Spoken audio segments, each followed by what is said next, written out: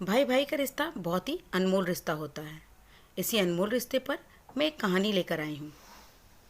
एक दिन संध्या के समय सरयू के तट पर तीनों भाइयों संग टहलते श्री राम से महात्मा भरत ने कहा, एक बात पूछूं भैया।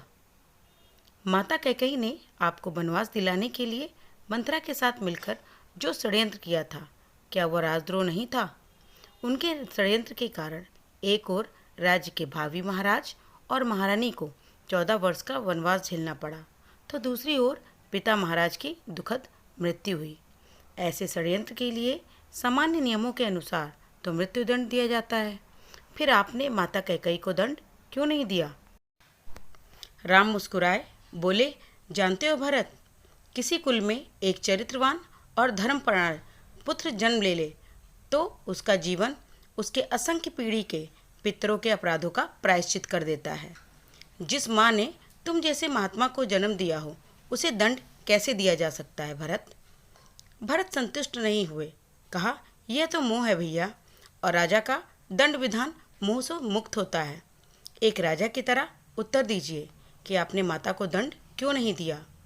समझिए कि आपसे यह प्रश्न आपका अनुज नहीं, अयोध्या का एक सामान्य नागरिक कर रहा है।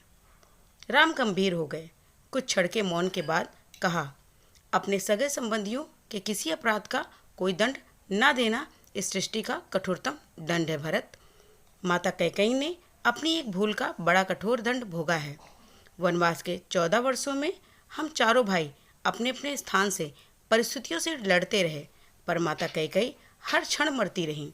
अपनी एक भूल के कारण उन्होंने अपना पति खोया, अपने 4 बेटे खोए, अपना समस्त सुख खोया, फिर भी वे उस अपराध बोझ से कभी भी मुक्त ना हो सकी। वनवास समाप्त हो गया तो परिवार के शेष सदस्य प्रसन्न और सुखी हो गए, पर वे कभी प्रसन्न ना हो सकी। कोई राजा किसी स्त्री को इससे कठोर दंड क्या दे सकता है? मैं तो सदैव यह सोचकर दुखी हो जाता हूँ कि मेरे कारण अनायास ही मेरी माँ को इतना कठोर दंड भोगना पड़ा। राम के नेत्रों से जल उतर आया और भरत आदि भाई मौन हो गए। राम ने फिर कहा, और उनकी भूल को अपराध समझना ही क्यों भरत? यदि मेरा वनवास न हुआ होता तो संसार भरत और लक्ष्मण जैसे भाइयों के अतुल्य भ्रात प्रेम को कैसे देख पाता? मैंने तो केवल अपने माता पिता की आज्ञा का पालन मात्र किया था, पर तुम दोनों ने तो मेरे स्नेह में 14 वर्ष का वनवास भोगा। वनवास न होता तो यह संसार सीखता कैसे कि भाइयों का संबंध कैसा होता है? भरत के प्रश्न मौन हो गए। वे अनायास ही बड़े भाई से लिपट गए। तो दोस्तों, आई होप आपको ये कहानी बहुत पसंद आई होगी।